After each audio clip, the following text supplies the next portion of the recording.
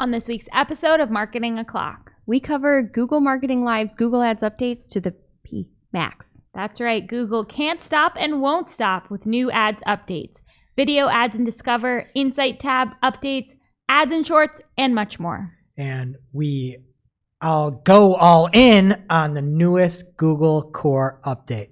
All on today's show.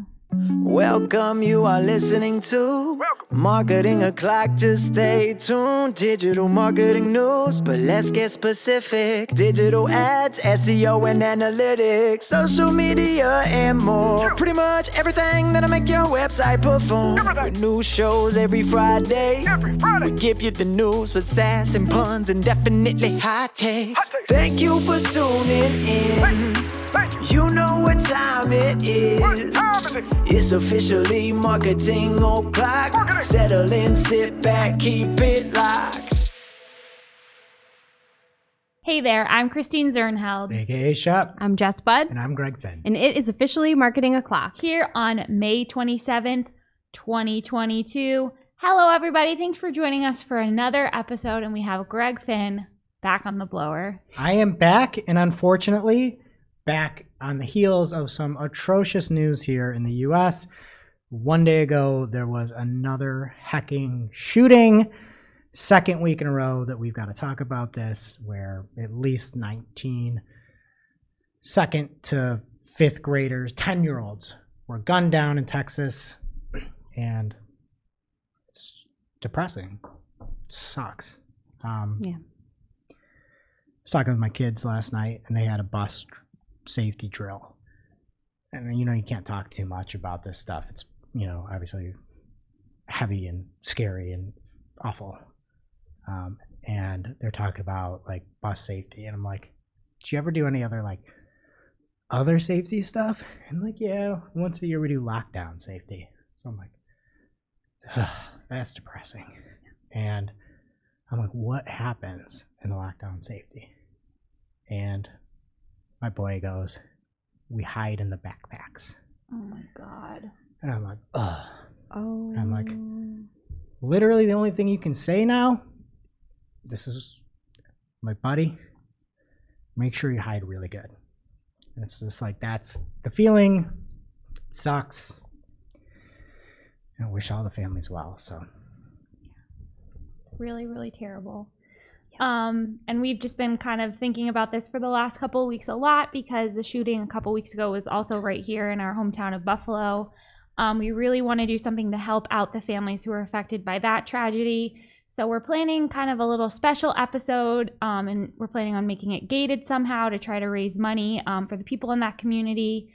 So we're planning on trying to do something fun also to lift everyone's spirits, and we're going to have some BFFs of the show on the blower. We're going to play some games. We're calling it Oops All Heck. So hopefully we'll have that figured out and everyone can come together to try to support that neighborhood here. But yeah. we're trying to be positive and all this, and it's really hard. It's today. difficult. So, but it's an ode to Captain Crunch, where on the old commercials, accidentally bumps into the button and does oops all berries. So we're going to do one where it's hopefully uplifting, get some people on, and just do a bunch of shooting the hacks in one episode. And again, we'll figure out the details and let everybody know about where all the money and more is going to here in our local city of Buffalo. But we're glad to have you back, Greg. Thanks. What have you had going on? So I couldn't make it last week because I had my boy getting a notification that there was an exposure to Bruno 19 in his classroom. Forgot we were calling it that. And so my wife tests him. No symptom, just looks normal. Tests him, and he is positive for Bruno 19. So then we're waiting, and it's within that 5-day period where it could be transmitted, and I didn't want to do it in a mask, the show. So nobody else in the family got it. Nothing. He had not a single symptom. They're all vaccinated, so thanks science and everything like that. You would never know, and nobody else got it. But it was like vibes to early pandemic, where you've got all these kids running around in the house with no way of childcare or school or anything, and they're all super healthy, even though they're testing positive and just bouncing off the walls. And I think it was Tuesday. I was like, I got to go outside. I bring my laptop outside. I'm working with it. And I think like Instacart came to the front because I couldn't go anywhere. And so I'm talking to Jill on the phone, and like the kids are running around. They're just beating each other up because they haven't left the house in 4 days. And I go to the front and I'm coming to the backyard and I feel something in my hand and my head. And a bird pooped on me.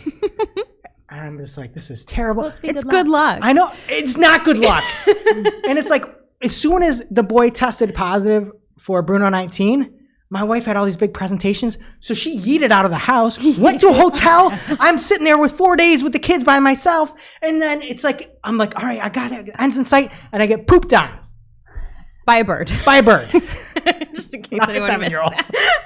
So that's what happened to me, but I'm so happy to be back with you all. Oh, here wow. today. We're glad to have you too. Thanks. Sure are. Well, I'm still in the like getting pooped on phase because I have a 1.5-year-old.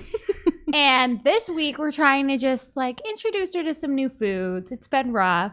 So I had this great idea. I was like, let's make naan-bread pizzas. So I bought some naan and cheese and sauce, and I made it. And like, this isn't something I would even enjoy, but I knew my husband would like it, and I was hoping the baby would like it. I put meatballs on it. I hate meatballs. Okay, ground beef, ugh. Made it for her. I know she loves meatballs. Put it in front of her on the tray. She proceeds to like dissect it, taking the cheese off, the meatballs off, eats the meatballs, and then uses the naan bread to like wipe up the mess she made on the tray like it's a paper towel, and she's cleaning. Did she eat? No. Oh, okay. At least she knows how to clean. Yeah, it's silver linings over Housekeeping there. skills. Yeah. Well, she's used to me like on my hands and knees under her high chair while she's sitting there cleaning up all the food she's throwing. So They love throwing food. It's like, that was fun. it's got to be such a thrill. You just To take throw this thing food. and just get it out of here. That's what they need. You know how they have those rooms where you can go and just like break glass and hit things with a hammer? They need Nope. a food throwing room. No, I know what you're talking about. Yeah. I could use one of those. Yeah, we need that. I got pooped on socially, I think, this this week.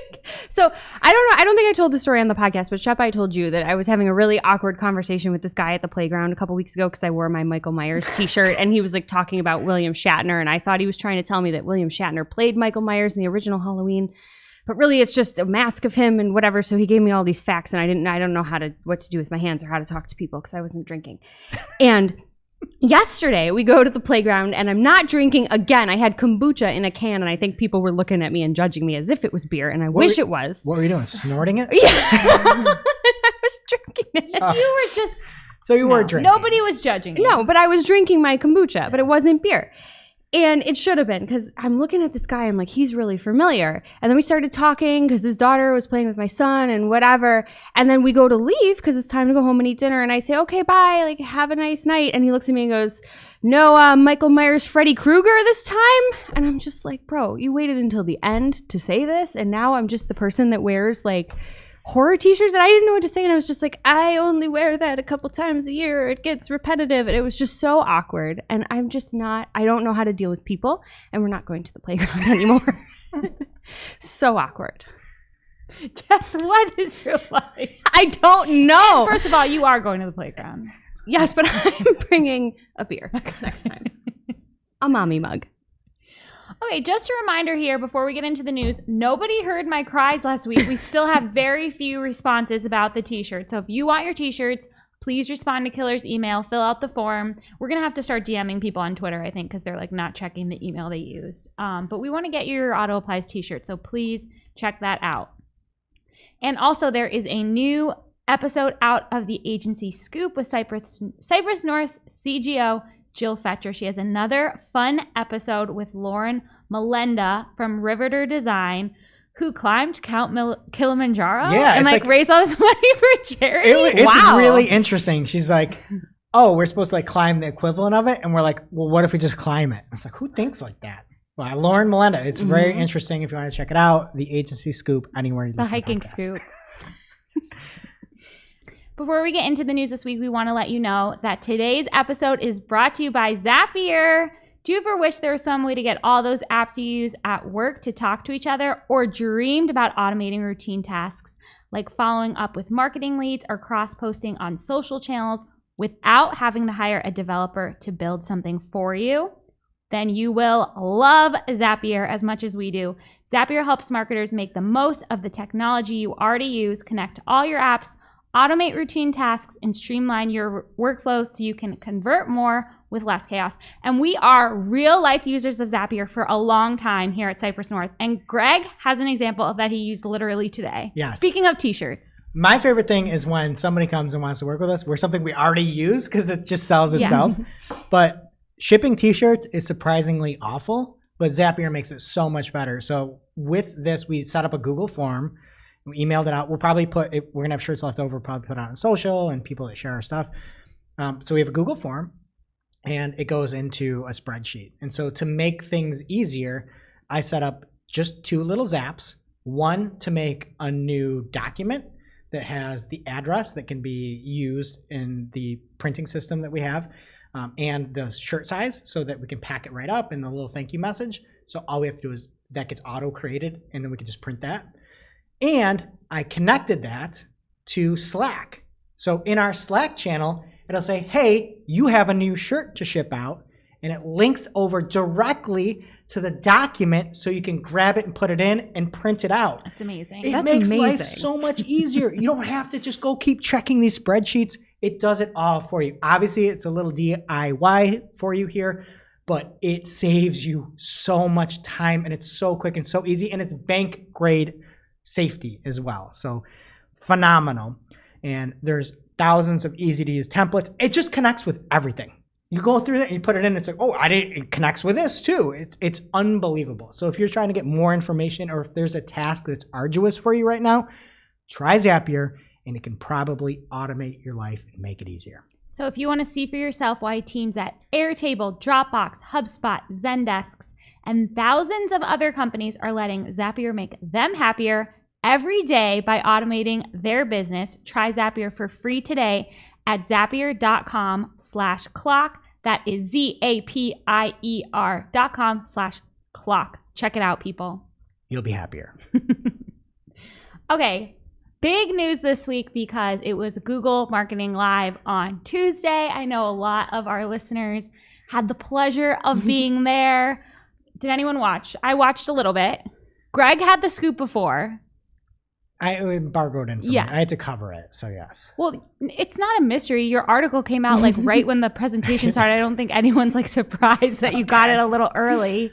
If it's embargoed, it stays with me. Yeah. So I thought it's always like interesting. This year, the whole big thing was that their new campus, their new Google campus in California. I'm just thinking in my mind, like, we paid for that. With like, why are they like rubbing it in our face? It just feels so weird. I don't know. It was an interesting setup. They started with like Will Smith joke. Didn't see Yes. that coming. I'm like, wow. They were like, it's like the Neither did- Oscars. And I was like, no, it's not, sir. And then they were like, everyone stay in your seats. I can finish that. I wasn't sure if I should. I could finish it. It said, did Chris Rock was the end of your last sentence. Yes, you're right. Oh, I'm sorry. I cut off your joke. No, I stopped on purpose. I wasn't sure. Then they had all of the like, the countdown until it started was all of the like prizes you can get for being a Google partner. So people were like on scooters and bikes and stuff. I don't know. Oh, thanks. It's just like so interesting. I didn't know Miley Cyrus was going to be there. Maybe I would have gone. Okay, so we're going to run through some of the biggest announcements. If you want the full recap, Greg has an article on Search Engine Land that breaks everything down. But starting here with, surprise, surprise, you guys, it was only a matter of time. Ads are coming to YouTube Shorts. So Google VP and General Manager of Ads, Jerry Dishler, announced that starting Tuesday, May 24th, the ads on video action campaigns and app campaigns will be automatically scaled to fit YouTube Shorts, which, again, this is not a surprise at all. I think it's interesting, too. I'm assuming the revenue share is going to be like you don't have to pay the creator like you do for a YouTube app currently, right? Like they didn't talk about that. But that's how it works on TikTok. You're just running ads. They stated that there's going to be more for creators around Shorts, So, it seems like. Okay, that would be nice. I personally was offended that it wasn't Neil Moynihan by himself out here with the phone 1 inch from his face. Good thing you didn't get that that's tattoo. Still the leader on my tattoo list is Neil staring into the phone. Well, maybe we'll get some better shorts now if they are giving money to creators. We'll see. All Okay, right. what's next? So there were 7 updates coming to Performance Max campaigns, and I think most people thought about this. I would say this was a gigantic 7-0 burgers, except for the hotel one that came out. It's actually coming out yesterday on Thursday. But basically, you get optimization score for Performance Max. Ooh. It's like, well, all right. Congratulations. What do you want me to do? Change the audience signal?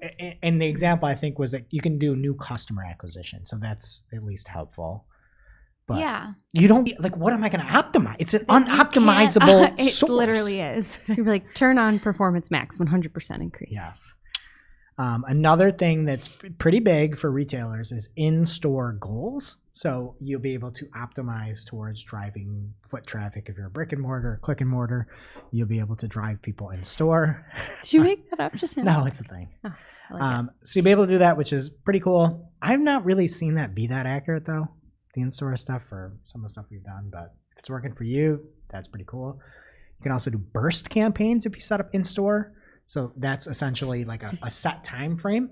So for seasonality, let's say you're heading into the holiday season and you want to try to drive a quick burst of traffic. Like to me, that's what Performance Max really should be. Is like I don't care. I just need something.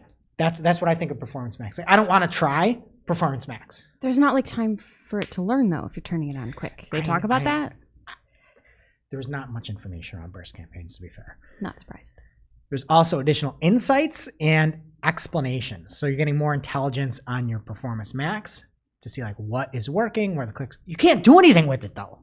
Like what is happening? And then I think the biggest news is they said there's new experiment tools coming to Performance Max. There isn't, for the record. What it will do is take select campaigns that you have in your account, allow you to turn on the select campaigns with PMax and analyze how much extra lift you had on that. And usually with something like a scientific experiment or scientific test, basically, you'll have your control, your variable, and you'll see the results, right? You can't control your control in this. You get to use comparable, I can never say it right, comparable campaigns. And then the comparable, so you can't say I want branded, I want competitor, I want this, I want this.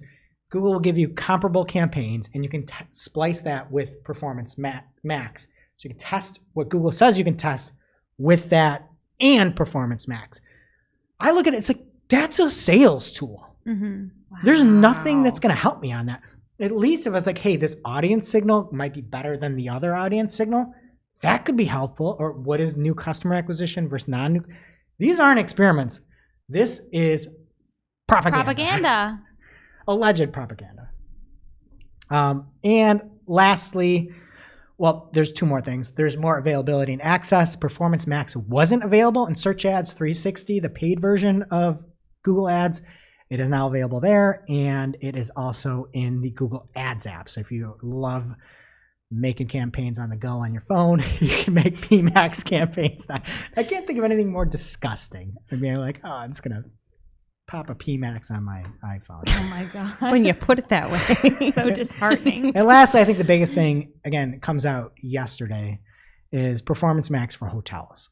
So if you're a hotel and you're trying to you have all these different locations, you can then put that in and it will be, again, location specific here and include property specific queries on search. So not just the Marriott, but the Marriott in that location. So pretty cool if you're a hotel and you have no time or energy or capability and you just want to do a brain dead PMax campaign. All right, the next update we have here, apparel retailers rejoice. A whole new swipeable shopping experience is coming to search. And I said apparel on purpose. Everything I'm about to say applies only to the results for apparel-based searches. So first off, on mobile, the organic product listings will be combined with shopping ads in one highly visual feed, and it looks really nice. It's cool. It really looks good. It all fits nicely together. Obviously, the ads are clearly labeled, but it's a cohesive experience. It's really, really nice. We'll have it up on the screen if you're watching. That was something I noticed from GML too. Like at one point he was like, clearly labeled, of course, about ads. It's important to note because people will complain. With the new feed comes a new swipeable ad format. This features big images that users can swipe through, hence the name swipeable, with multiple products from the same advertiser. It's really, really cool. The new format will be rolling out later this year and available in both search and PMax campaigns. Craig, so get excited for that.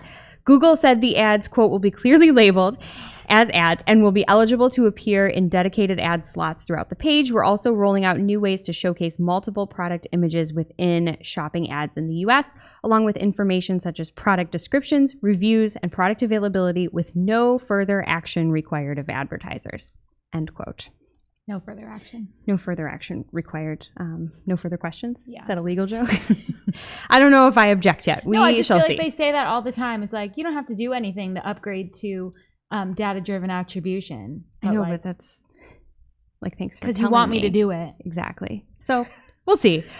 But Greg, when you covered this for Search Engine Land, you said it really well, that the bigger, bolder experience will help all retailers in the results because it's going to keep users more engaged and active. So whether you're on the organic or paid side of that, just love to see it. Like I said, it's a really cohesive experience. It does look nice. I'm not hecking on this one.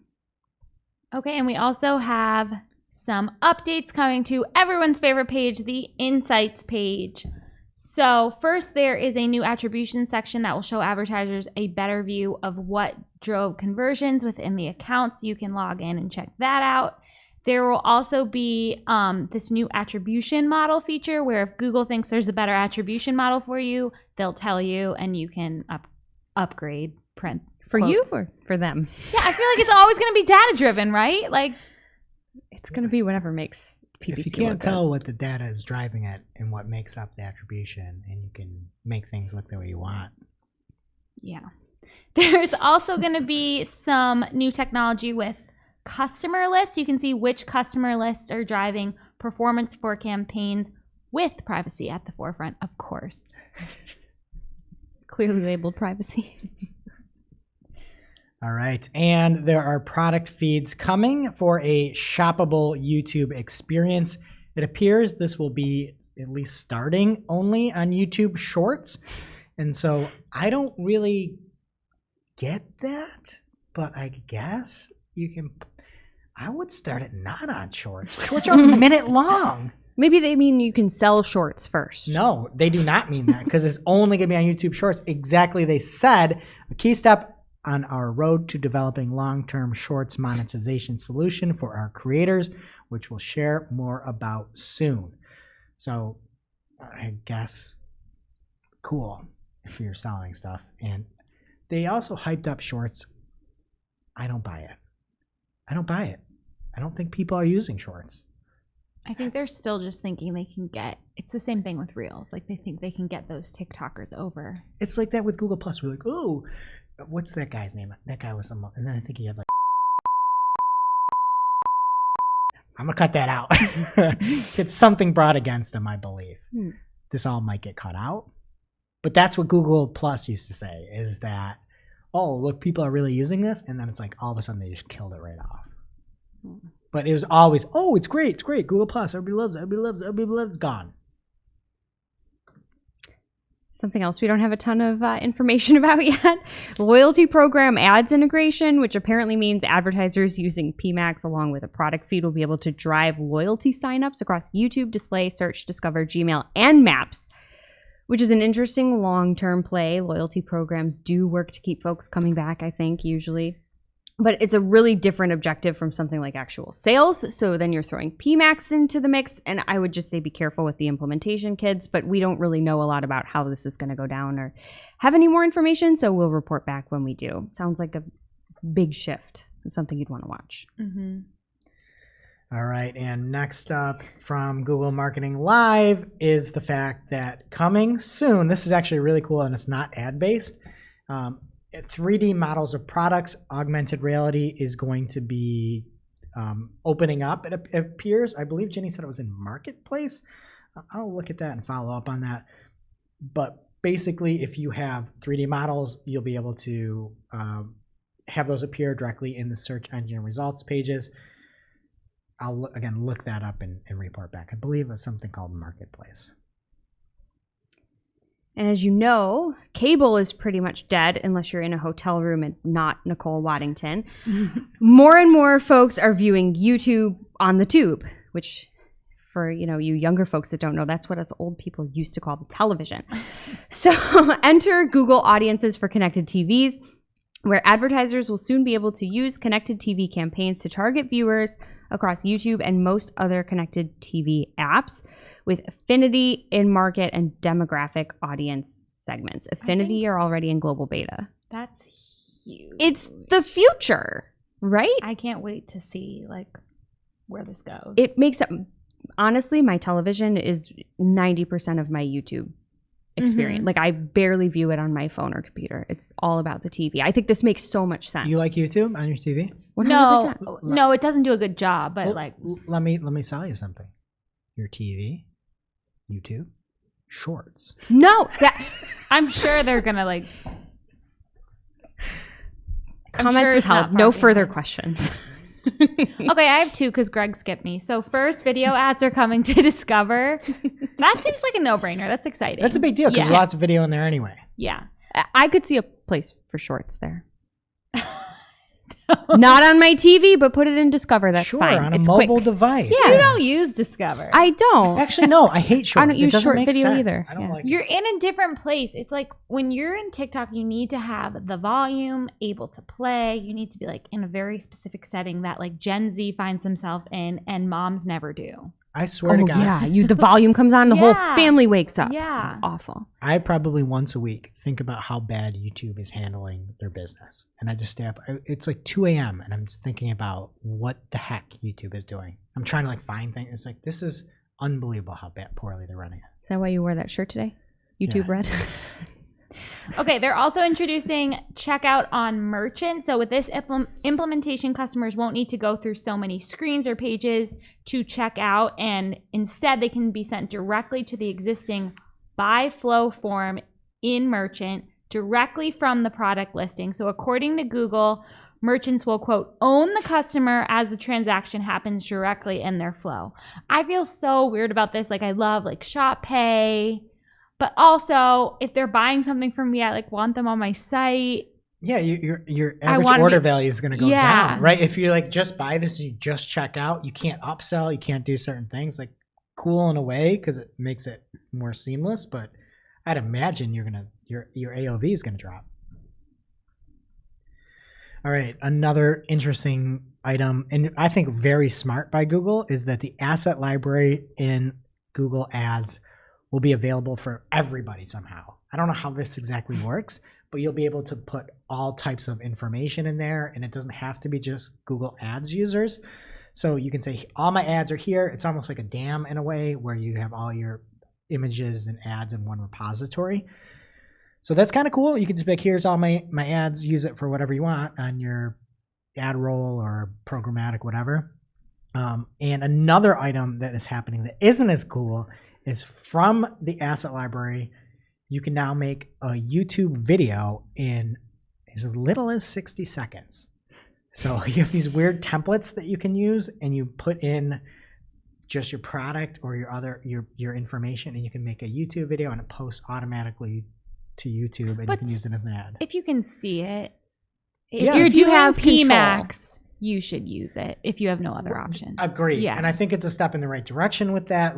That would be great for Performance Max. So if you take you have items where you can show whatever creative you want on a phone, or you can show a product catalog or pricing. So you don't just get, it's not like a mystery as to what happens. At least you get to see it in a way. So I probably won't be using it, but I dig it as an alternative to what PMax is making today. Awesome. And for those using enhanced conversions, there's a new lead funnel report that will be coming to Google Ads later this year to help visualize lead progression. It looks pretty nice. It's very simple. It does math for you. It's good stuff. We'll have it up on the screen. All right. And from our Discord channel, if you wanted just a very, very stripped down, but everything included rendition of Google Marketing Live, Deanna Aldea has a great LinkedIn post that just is very, very simple. You don't have to read as much, and she covers everything there in bullet point. So that will be over on community.marketingclock.com or marketingclock.com/newsletter. All right. And there's more news here today. Google has released a new broad core update on Wednesday. It is the first broad core algorithm update of 2022. Does anybody have a guess as to the name of the update? Okay. Jess. The May 2022 update. Wow. How'd you think of that? You know, I'm just in tune with them over there. Yes. Simpatico. I blurted out on our notes here, but it's I did not May cheat. I just took a wild guess. 2022 core update, according to Danny Sullivan of Google. The most recent update was November of 2021, so it's been a while, as Aaron Lewis would say. Yes. And, what's that noise? It's time for Barry's Charts with Greg. And over on Search Engine Roundtable, Barry has a look at everything that's happening. Most of the tools were pretty similar. There were a few standouts, and I really, really loved AccuRanker because it just zigged when everything else was zagging. It has basically no activity around this recent update, and it's like the opposite of every other tool. Go to searchengineroundtable.com to see all of Barry's wonderful charts. Another great example was Moz, MOZ.com, and Moz has their temperature, and I swear that from May 2nd to May 8th, I think it broke. I think Moz temperature broke. Oh. You know how sometimes that little thing gets stuck? I think it got stuck on those days. Well, you know they have like the free salsa. It's like the spiciest one, temperature. So I appreciated that. But the winner of the charts clearly is SEM Rush. I look at this chart. I am just calm. It reminds me of the ocean and the waves crashing. These are hot ocean. These are ocean waves crashing. Yeah, Crimson Tide. Where's that? Look Alabama? at that chart and tell me that does not calm you down. I think it looks like Mount fire. Kilimanjaro, an agency scoop. Lauren Melinda? No, it's waves crashing down. And the winner of this week's Barry's Charts with Greg is SEMrush. And that was Barry's Charts with Greg, a visual program for an audio podcast. You said it backwards, but we got to keep going. Now it's time for this week's Take of the Week. This is a #fire digital marketing take with extra spice served up for you. We simply deliver the take for your consumption. We give no opinions. We don't influence. You make the call. And this week's Take of the Week is a takeoff. A first takeoff that we've had in a while. I love a good takeoff. Why are you laughing at that? I'm laughing at your sound effect. You sound like my son doing a rescue vehicle. Wee. All right. This is where we pick the top 4 takes of Google Marketing Live from Twitter. And we pick one of the 4. One winner. Oh, no. There can only be one. First up from Jon Kagan at Jon Kagan on Twitter. Excuse me, Google. I have questions on transparency of PMAX ad units. Google, shut up and watch Miley Cyrus and stop asking questions. Can I give a comment? Sure. This is the same thing with the campus for me. Like, am I the only one who feels like, okay, Miley Cyrus is performing, we're paying for that, but like, where is the money coming from? You sound like an angry taxpayer. It's the same thing with like that Lula Rich documentary when they had Katy Perry or whoever perform. Where's the money coming from, and why don't I have it? Why do you think CPCs have been going up every single year, even though they're smart bidding? Don't tell my heart. My achy, breaky heart. Okay. You are the only okay. We don't have time for that. All right, next up from Amalia Fowler at Amalia E. Fowler on Twitter. She says, I feel like every year we just get gaslit. Quote, we're listening to you, arrow. Here are things you didn't ask for. Quote, so you're not listening to us. Quote, but we are listening. Here's more things in a word salad. Quote, so not listening. Quote, but automation is the future. All right, next up from Harrison J. Hepp on Twitter. He says, I'm going through a search query report as I listen to Google Marketing Live 2022, and all I can think about is how little faith it gives me in all the machine learning and broad match talk. And lastly, in a response, Julia Vise said, load your loyalty benefits right into Google for existing members. How is this privacy safe? Tell me how. To which the final take from Julie Bacchini at Neptune Moon said, all caps, it is not. Upload all of your customer and lead data so we don't have to collect it. Is not an answer to privacy. So you can vote on Jon Kagan with Miley Cyrus, Amalia Fowler with Being Gaslit, Harrison J. Hepp with the Search Query Report, and Julie Bacchini on privacy. Your votes. Okay. First of all, I'm jealous of Jon Kagan. Because he saw Miley? He's so close to her. That's like a big deal. This could be a 10x Zoom. To be fair, I I'm think he zoomed voting. in. I'll DM him and let everybody know. I'm voting for him. I would have gone to Google Marketing Live if I knew Miley was performing. You didn't We get should an go invite. next year. We're not even premier partners. Oh, you have to get invited? Yeah. I thought you just had to I think pay a lot PPC of Kirk money. is there. From you can see Stop the Scale book here. PPC Kirk, go buy it on Amazon.com. Okay, I thought you just had to pay a bunch of money. Okay. Invite me next year. Okay, so I'm going to vote for Jon. Guess what? If anybody Google's listening to this right now, there's no We're invites not being ever coming invited. here. No. They strip us of everything. We're not even going to be able to use Chrome if they listen to us. All right. So But Greg who'd you doesn't vote? anyway. I'm voting for only one. One vote. Okay, Jon Kagan. Jazz. The country fan in me wants to vote for Miley Cyrus, but I'm not going to because Mr. at Harrison J. Hepp has a really good point, and I feel like it resonates very strongly with the good marketers out there. Greg has to split the vote. I agree. I'm going to Harrison J. Hepp. I thought it was a well-constructed tweet. Jon Kagan was second. You know what? Both of you, if you want Auto Applies t-shirts, you can get them. So DM us at Marketing Clock. And it'll go right to us in Slack thanks to Zapier. Yeah, we should wear the shirts next week. Maybe then people will respond to the emails. I'm going to be sick. I can't wear pink, purple. What It's color is it? Literally Periwinkle. blue. I wore maroon yesterday and the whole world I had to exploded. wear black I'm all not the wearing time. color Okay, again. Relax. I can't. Don't change, Jess. Thank you, Greg. Now it's time for this week's ICYMI. ICYMI people. This is something you just might not have seen. Maybe something that you overlooked, but you shouldn't have. ICYMI people from Andrew Lolk at Andrew Lolk on Twitter. He said, we have a discussion at Savvy, his agency, about minimum bid limits in smart bidding. What do you think? 1, minimum bid limits is a signal to smart bidding to not lower the bids below that level. Or 2, minimum bid limits is a signal to smart bidding to not bid for keywords or products if it has to bid higher than that minimum bid limit to be in auction.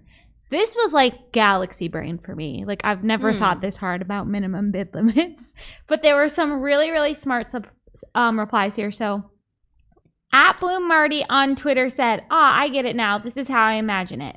Smart bidding calculates a bid of $1, which is below the minimum bid of $2. Then it can either A, bid $2 or B, not submit the bid. And then Chris Ridley said, I assumed it was B. Google Ads would skip any auction below the minimum bid limit as it deems it too high enough quality for your business needs. Not high enough. Not high enough. Sorry, everybody. Sorry, Chris Ridley. My apologies.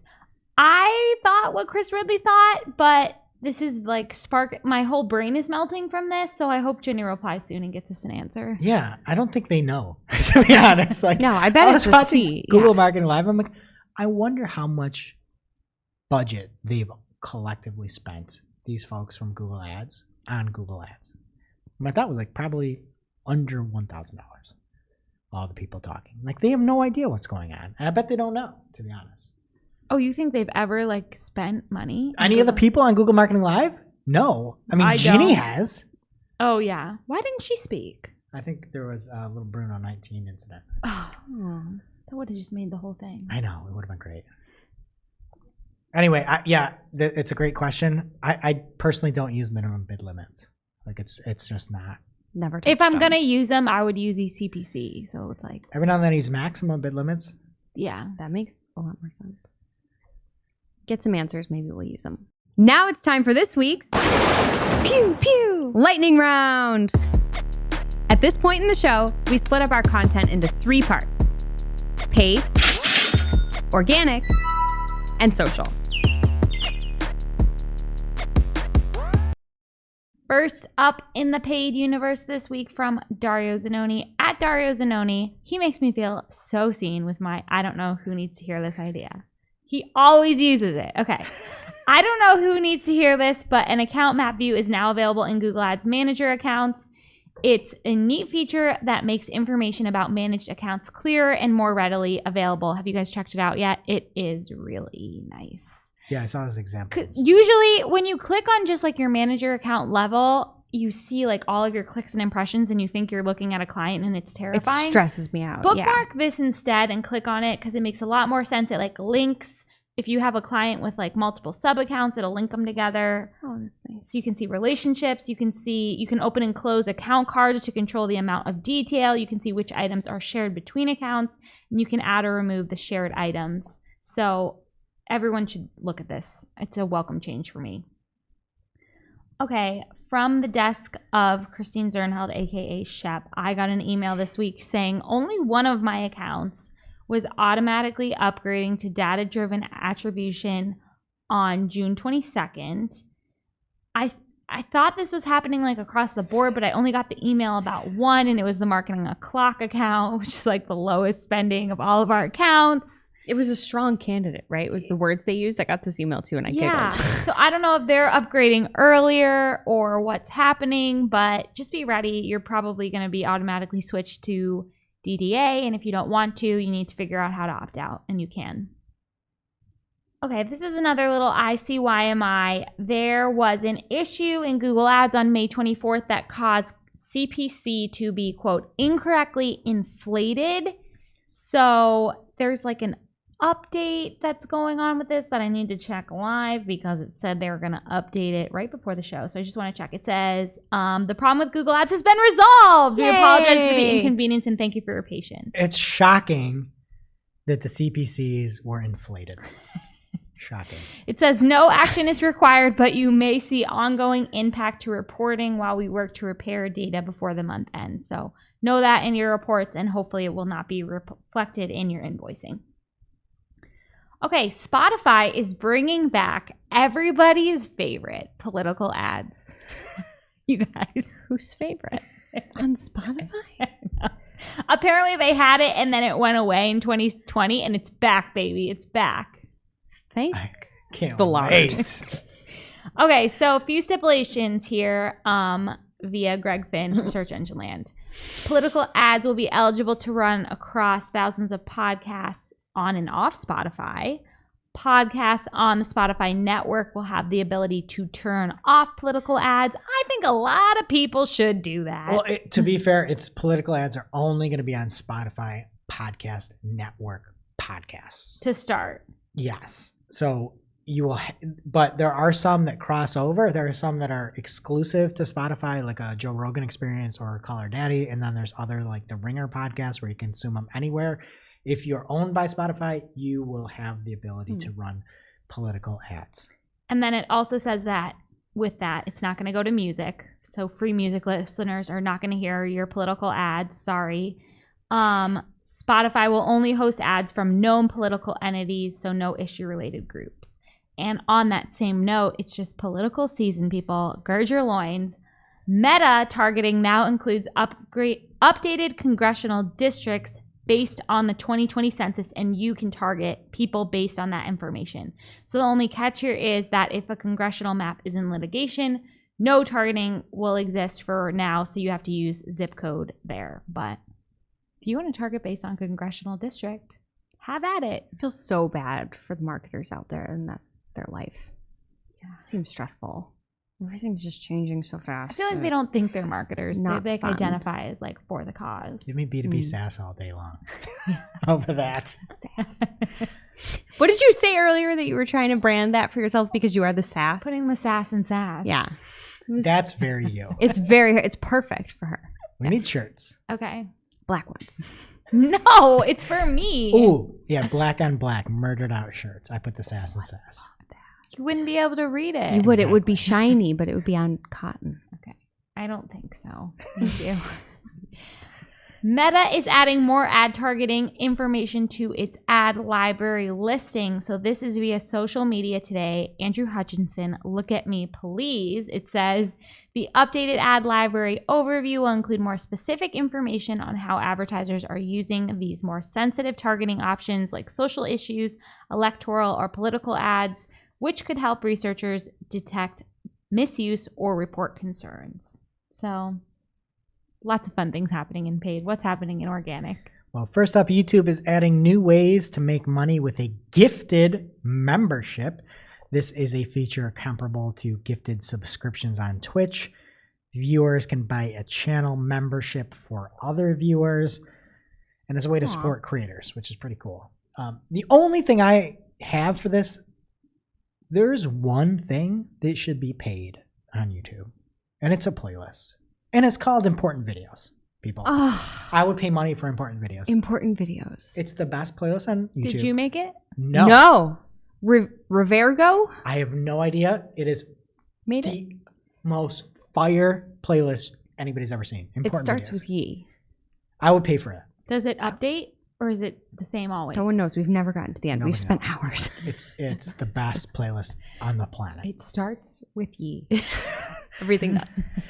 All right, there are new super resolution that's coming to Microsoft Bing, and it's using the power of deep learning, and they have a new team called the Microsoft Turing team.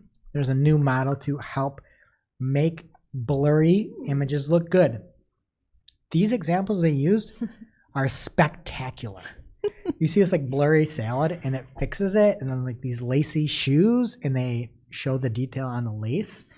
They use this Turing Image Super Resolution, or T-ISR. It's really, really cool. My thought is like, is this like a deep fake? You know what I mean? This isn't really the shoe. It's the machine learning guessing what's there. These aren't this is so cool, but it's in a way I feel weird because it's not real. If it's my face, I want to be blurry. Same. Yeah, like what if they unblur your face and like mess it up? My crow's feet. Yeah, and all of these, I've been taking thyroid medicine and I have all these zits. You would see them. Nobody would ever know, Jess. But they might be able to Thanks, see Greg. your thyroid in the zoomed in. Oh my goodness. Forget the lace. All right. Next up, over at Etsy, Etsy Search is now considering keywords and phrases within your listing descriptions when ranking your listings. So they're going to use the keywords from titles, tags, categories, and attributes to help match you to the right buyers. They've got a bunch of tips for writing descriptions. We're going long, so I'm not going to run into it. They also have search and best practices through a ultimate guide to Etsy search by Etsy, which is awesome. And I, for one, think this new version of Etsy should help sellers. Oh, that's Wow. That's a shirt. All right, next up, if you want to loop a YouTube video or skip to its most watched moments, you can. I thought they came out before, but I just imagine our videos, there's going to be like the most watched moments, and it's going to be just holding her computer up to her face. Nobody's watching that. People love that. All right, Snapchat is announcing a new integration with eBay. You can take any of your listings and turn them into stickers. So been on that. And Chrome for Android will soon let you remove the Discover feed from the new tab page. Of course, well, this story was from 95 Google, but I discovered it from Glenn Gabe, the king of Discover. He says, new flag for removing Discover and following feed from new tab page in Chrome for Android. Chrome for Android just tested in Canary, and yep, you can remove the feeds. Interesting move by Google. All right, Google is also shutting down its Book on Google option for hotels. We reported it earlier, but it happened Wednesday of this week, May 25th, due to low usage from both partners and consumers. Google Translate is adding support for 24 new languages and now supports over 130 languages across the world. Big props to Google for this. It's a lot of work to do all this. And they have some incredibly small populations that they're bringing this to. One specifically was the Vihai. I probably said that wrong, but it is only used by about 300,000 people in the Maldives. That's awesome. So like that's as much crap as we give. Like that's unbelievable that you're making the web accessible for a very small sample size. So much work has to go into that. Kudos to you, Google. All right, next up from the businessofapps.com, mobile game revenues declined 10% in the US. And from the businessofjess.com, Candy Crush game revenues are up 4,000% in Buffalo. I have not spent $1 on that game since you yelled at me like 7 years ago about it. Was that right? You were. I didn't I've realize saved you spent real sevens money. of dollars. 7. All right. And by way of Chris Ridley, I think, is he on our payroll yet? Do we know? He's like our UK He should reporter. be. He should be.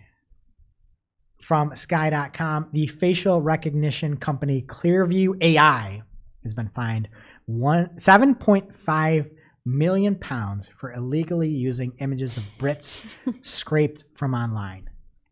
Clearview AI, 7.5 million pounds. In my humble opinion, seems more like they had an opaque view AI of the law. Greg. I'm so happy for you that you were able to say that. He's gunning for me with these puns. They're so terrible. DuckDuckGo was caught giving Microsoft permission for trackers despite their strong privacy reputation. And then my final two stories here are about tax. So I'm going to call this segment Performance Tax. And first up in P-Tax, Google is criticizing Canada's proposed link tax. From Matt Southern over on Search Engine Journal, Google is lodging criticism against the Canadian government's online news tax. It's basically what Australia did before, and it's only proposed right now, but it would make tech companies negotiate deals with news organizations, so keep an eye on that. And by way of our UK reporter, Chris Ridley, the C in ICYMI, Chris says the UK government is considering an online sales tax as a means to rebalance the taxation of the retail sector between online and store retail. This is running from February 25th to May 20th, so it's ended. But be careful, see what happens. There may be more tax. And that's it for Organic. What's happening in Social Bud? First of all, I cannot believe your pun game came in strong. You talk about DuckDuckGo and you don't call them a quack? Are they a quack? Well, they're going against their privacy. Whatever. They're not all they're billed out to be. Oh, birds of a feather, Greg, you and I. Okay. Let's get to the news or everyone's going to stop listening. First up, Facebook has a new and improved video composer. It is reimagined and all the rhetoric that you love to hear. It is supposed to be more simple, efficient, and effective. Publishing your next video is as easy as 1, 2, 3, according to their lovely banner where they talk about it. Matt Navarra shared some screenshots of it. It does look easy to use, but it's Facebook, so I know that can't be right. It's either oversimplified or we're missing something. One thing that is pretty cool, though, there's now an accuracy score for auto-generated video captions. So in the example that Matt Navarra shared, it said auto-generated English accuracy rating is high. It said only 44 of 832 words were unclear. So there's still an option to review, and you That's probably should, but it's cool that it kind of gives you a sense of maybe how thoroughly you need to review. I think that's great. Jack Dorsey has stepped down from the Birds board of directors. Hit the road, Jack. Oh, it's licensed. We probably can't just insert that song here. That's good. It has nothing to do with Elon Musk, right? According to TechCrunch, the plan was for Dorsey to leave around this time for the 2020 meeting of stakeholders is when his term was going to expire. So it seems like a weird timing, but this was planned. He's been very agreeable with Musk, to be fair. Don't let the door hit you on the way out. Oh, Wow. I'm just going to sit down and let y'all do the puns for the rest of the show. You're doing really well. TikTok is launching live subscriptions or hashtag live subs, which I love. Sounds delicious. With a select group of creators this week, the offering will enable live streamers in the app to generate recurring revenue from their efforts by sharing exclusive streams with a paying audience. Subscriber badges, custom emotes, and a subscriber-only chat are some of the benefits if you sign up. Seems cool if you're into that. The Wall Street Journal published an article this week that should sadly make us all feel really seen. I have a screenshot here, the entire screen, my entire monitor above the fold is just a big thumbs down Facebook, and it says, hello, is this Facebook? Anybody there? Nope.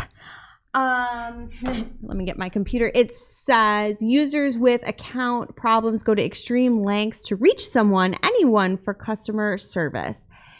And we've all been there, especially on the ad side of things. So this should come as no surprise, but the whole thing, spoiler alert, starts with a tale of 72-year-old Cleveland-based user Jon Kagan, who had to disable his account after being hacked, and he couldn't reach a human.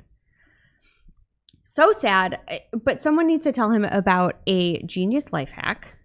According to Business Insider, Facebook users are buying $300 VR headsets so that they can contact Oculus support to have their accounts turned back on.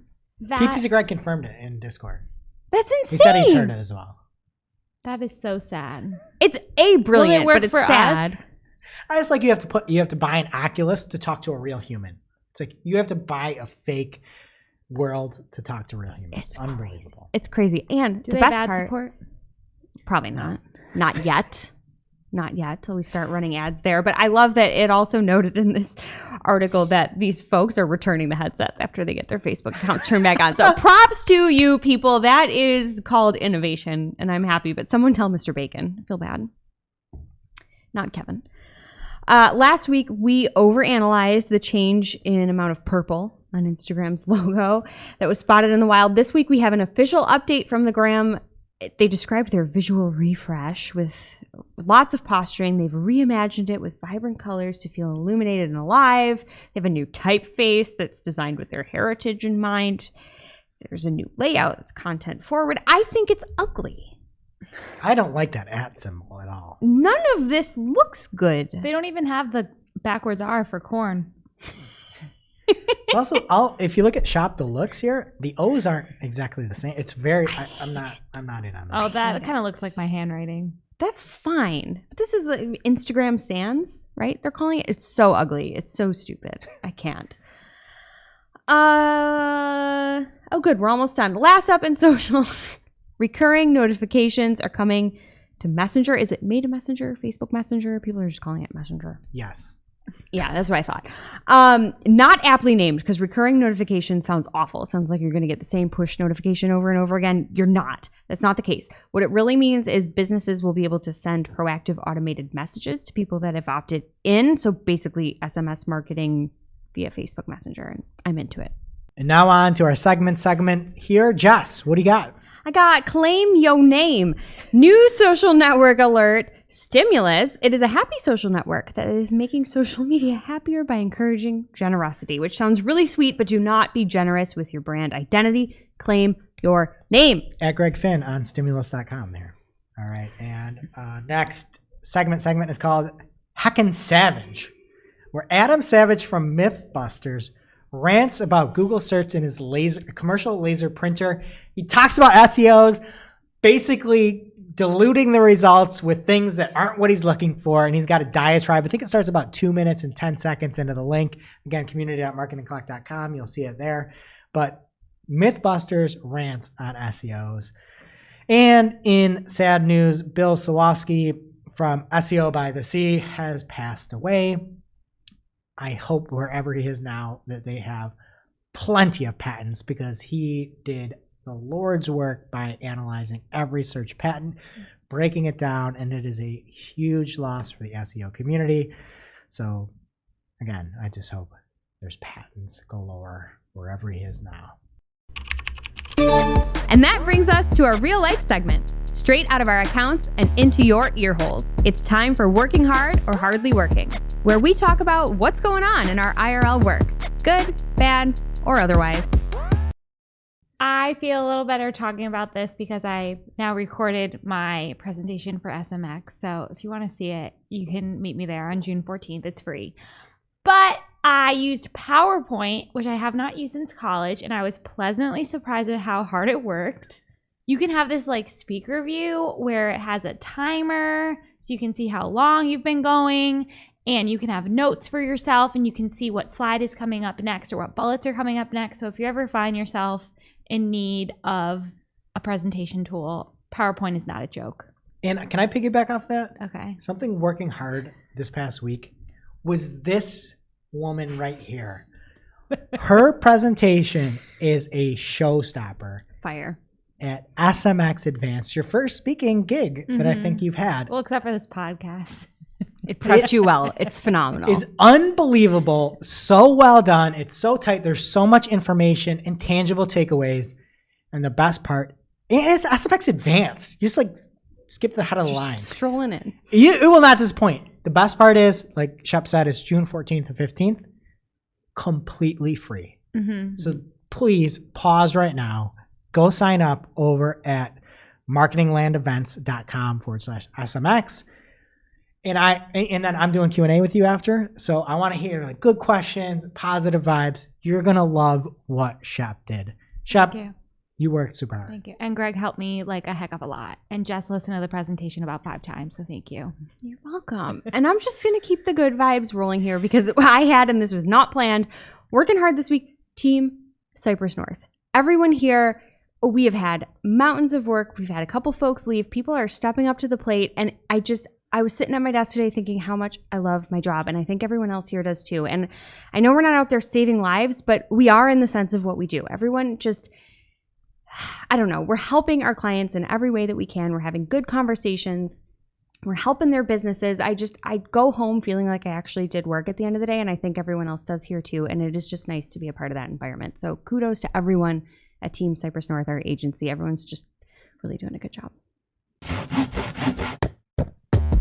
And now for this week's CoolTool. As a reminder, our CoolTool segment is not an official endorsement or paid mention. We're simply sharing something we found in our travels that may be of use to our listeners. And is really, really cool. This week's CoolTool will help you interview. And that's the best I could do. With a rhyme. It's Google's... That rhyme was poo. Says you. That's pretty creative. Thank you. I thought really hard about it. The tool this week is Google's new interview warm-up tool. It uses artificial intelligence to help users practice answering job interview questions in various fields. It then uses machine learning to analyze your responses and provides insights on things like your use of job-related terms, the most used phrases. Maybe you can provide an alternative at some point and not say the same thing over and over again, as well as talking points, which uses Google's artificial intelligence to uncover important points in your replies, like highlighting your skills or other things that you touched on and maybe should expand upon next time. Really, really cool. Google does not save any of the audio or transcripts, but users can download that, so to help you practice offline. It's really cool stuff. If you're on the job hunt, this one is definitely for you. We'll have the link in our newsletter as well as on Discord, community.marketingoclock.com.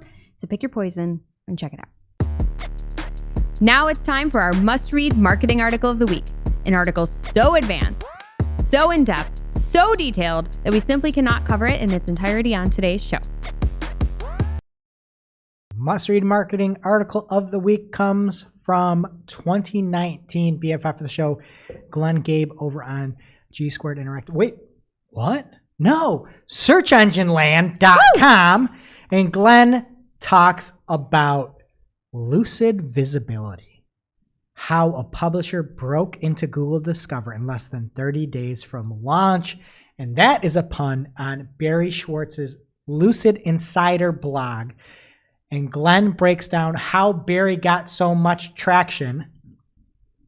A lot of it is in the first point where Glenn says it's unrelenting writing and publishing. Also talks about the time to discover visibility, articles and web stories ranking in Discover. Google News that there was no visibility until this week, which was actually last week.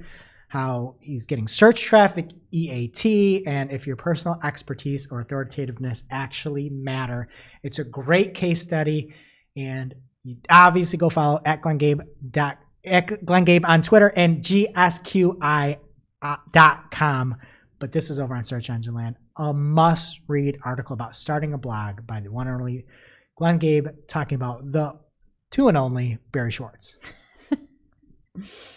And now on to our playlist of curated songs to work to. You can head over to www.marketingoclock.com to listen to Marketing a Playlist. I will be selecting Music for a Sushi Restaurant from the new Harry Styles album. It is so fun. Greg, what's your pick? You took mine. My pick, Jess, I think there's a line that you're going to love in this. I really do. Like, I think it's going to make you so happy. It's A$AP Rock, Difficult. It's a little bit chiller than I have, but there's a line that you're really going to love. Can't wait to discover what it is. For me, Greg, I think you already love this song, The Best Things by Filter. Underrated band. Amen. All right, that does it for today's show. It is now officially not Marketing O'Clock. Thanks for listening. And we'll see you next week. Thanks for listening to Marketing O'Clock. If you're looking for more information on today's topics, head over to marketingoclock.com/newsletter to receive every single article we covered. We share the news as it breaks in our Discord community. Head over to community.marketingoclock.com to join. Welcome to this week's Shootin the Heck. We're after our famous Friday news show. We don't talk about marketing anymore. We just shoot the heck. Today we are playing everyone's favorite game. Is it a game? It's a draft. It's a draft. We will be drafting our favorite board games. Wait, board games? It's a game. Favorite games? I don't know what you're going for with this. A board game is different. Is it a can't- card game? It can't be like just a standard deck of card game, but like Uno would count. Okay. Okay. That's Perfect. my line. What about Perfect. hide and seek? No. Okay, I'll cross that off my list. You don't have to buy anything. You good need game. to buy something. Okay. It needs That to be criteria was specific, not defined. and it can only be used for this one game. Perfect. So it's not a deck of cards. Okay, Greg, what is your first selection? My first selection is the number one game to play and the only game that may be a sport, poker. You need poker chips and cards. Poker is unbelievable. I play poker with my kids, my 7-year-olds. We play poker almost every night. It's awesome. And it's on TV. It's so fun. And you're actually like challenging. And it's different every time. It's always changing. There's no better game than poker. That is a bit of a stretch. I have a poker little table thing. You have to have chips. If you don't have chips, you can't play. It is a game, and it is the best game out there. Are you betting their allowance money? No, but I bet them like they can win like candy and stuff. High stakes. Okay, an actual board game for my selection will be Telestrations. Ooh, good game. It is so fun. It's like, have you ever played it? Never even heard of It's it. like the best of Pictionary. So you get a word and you draw it, and then everyone gets a word and draws it, and then you pass your pad to the left, and then everyone guesses what that drawing is. So I love it because I'm so bad at drawing, and like it just turns into complete mayhem. So it's like the best of like telephone and the best of Pictionary. And it just like I've peed my pants multiple times playing. It's so fun. I play that with my kids too. It's so fun because they have to like write the word too, and they're not that good at spelling, and they have to try to spell something. It's an amazing. we need to amazing play that game. here. That would be really fun. It's really fun. And if you're playing it, if you want to play on your phone, so like holidays when we're not all together, you can Google Draw Phone, and it's like a free version on your Oh, phone. Cool. It's really fun. Good pick. Thanks. Yeah. Jess? I'm going with dominoes. I love. What are these picks? I've never played dominoes. I don't even know if I There's play it different right. versions. Do we just play where you have to match up the numbers? Everybody like takes a turn. If you have a 6, you have to lead with a 6, whatever. I just like the sound they make. You can play it Yeah. anywhere. You just need one friend. Classic. I played the version where you need like 500 dominoes and I like a have one big set. island. Yeah, no. Okay, whatever. Those were both barely board games. They're not. What's but your next I selection? was told they were games. I almost looked at you, but then I remembered it was a serpentine. It's a serpentine. game. Ladder ball. What is this? Oh my god, that is a yard game. Not yard games. We were doing games. Like game night games. Game night in the summer. You can be outside. No, It's start. no, you can't be Okay. going like corn. Like, we can I was gonna outdoor do game night. cornhole Yeah. too. You can't. That's not Shoot. like a game. Okay. Table Settle game. down. Clue. Ooh, good that was one of pick. mine. Redemption. I might not have enough on my list. What do we get to do with these if games? you allowed other people. What? Do you want to play them? No. What happens if I draft this? Can I like? Okay, I won't say anymore. Jess, have you ever played the version of Clue with the VHS tape that like lines up to the game? No. It like takes the movie. It's really fun. I've never seen. And the you film. like pause the VHS. That sounds really fun. Yeah. Do you play it backwards at any point and look for Satan? No. Because he did it. Okay, my next selection is catchphrase. It's fun. I'm really good at it. When you get the right partner, it just feels like you're so powerful and unbeatable. Those are very you picks. Yeah. All right, and so I'm next in the draft? Yeah. All right, so my first game is a game that you think you liked as a kid, but as an adult and as you got older, you realize it was the worst game on the planet, the most aggravating, annoying game Then ever. why are you picking it? Because I feel like my life wouldn't be complete without the game Mousetrap. Oh. Mousetrap, the little thing falls down every Triggered. time you touch the board. Yep. Can't play Mousetrap? No. Why? Mice. I didn't even think of that. It's like you put everything together and it's sort of like one of those, what's the name of it, where you've got the Pee Wee Herman type. Rube Goldberg Rube machine? Goldberg, Yeah. yeah. RuPaul. All right, and for my third pick in the Serpentine draft, I'm picking one of my favorite portable games, Sushi Go. It's a deck of cards. You can play with adults. You can play with kids. It's a strategy game. You pass things around. It's like really strategic with what you have to do, and you can like kind of mess with the other people. And it's easy to pack, easy to take anywhere. Sushi Go. Check it out. And it's cheap. It's maybe like $8. Okay. Never heard of I'll it. take the recommendation. I will be selecting the Us Weekly game. Oh my It's God. really fun. The what? It's like you have to, it's kind of like categories or no, not categories. I'm not going to come up with the name of what I'm thinking of. But it's like sometimes you act it out to try to guess the celebrity. Sometimes you can like hum to guess the celebrity. It's really fun. But then you run out of celebrities and you need a break. I'd run And it looks like a magazine in the box. Oh. Wow. These picks are so you. Okay. All right, Jess. I'll take that as How a many are we compliment. doing? 4. So these are Yeah, my two more, last two. last two. Okay. I'm going to go with the classic party game Outburst. No? Do you know it? I forget what it is. It's basically categories. Somebody has a category and you like say like foods and everybody names the foods, but you have to get the ones that are actually on the card and there's a timer and no one loves a game with a timer more than I do. It's so stressful. You just like only have so much time to name all the things. So it's like an outburst. Okay. And last pick. Where have you people been? I've This played is it. the I just best can't game. remember. I feel like Catchphrase like made that extinct. Well, I had Outburst Junior when I was a child and it was fantastic. Speaking of childhood, my last pick, Dream Phone. What? Wow. Do you remember Dream Phone? No. You would like make phone calls to find out who had a crush on you. And this one, it was like a real phone, like a pink phone. It had recordings on it. And this one guy you would call was a total butthead. And he would say, I know who it is, but I'm not telling. Yeah! Oh my God, they had this in my intern's basement. Oh, bless That Aunt Karen. was the best game. Oh, you're welcome. I didn't know the name.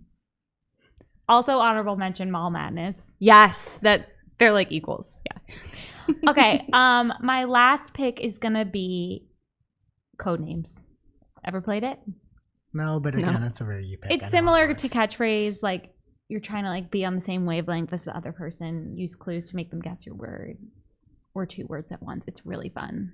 I have to trust you on that. You would like Codenames. I know it's a good game. I've actually purchased it for somebody before, Oh, but I've never played it.